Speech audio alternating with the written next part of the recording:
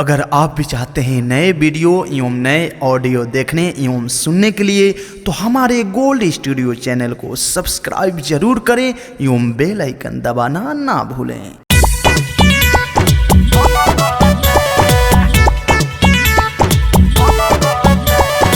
Produced by Gold Studio।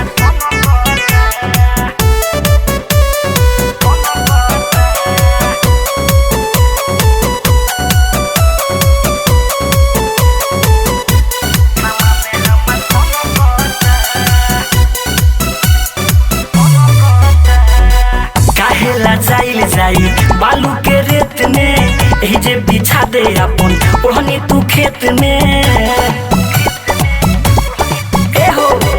काहेला जाई बालू के रेत में एही जे बिछा दे अपन ओढ़नी तू खेत में तो काहे एने ओने मन तोरा भटकता रे छौड़ी तनी को जे लेट अब होई सामने हमर सनकता सनकता तनी को जे लेते अब होई सामने हमर सनकता सामने हमर सनकता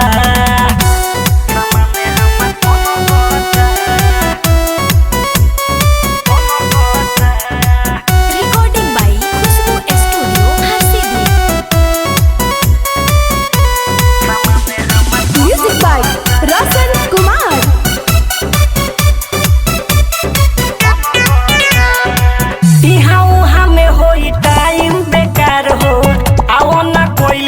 जल्दी से प्यार हो इहाँ उहाँ में होई टाइम बेकार हो आओ ना कोई जाओ जल्दी से प्यार हो हमारा दहिया में अगिया हो धधकता रे छौड़ी तनी को जे लेते अब होई सामने हमर सनकता सामने हमर सनकता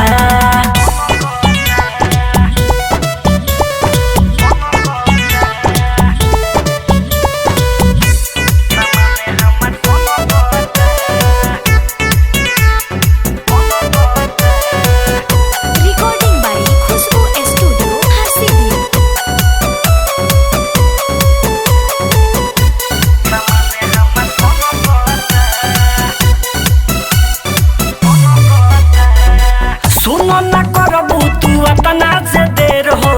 आलो को सनी मिले वही है न फेर हो सुनो न करबू तू अपना से देर हो अनिल सूरज मिले वही है न फेर हो जनी लेके बड़ा माथा मोर टनकता रे छौड़ी तनी को जे लेता अब होई सामान हमर सनकता सामान हमर सनकता।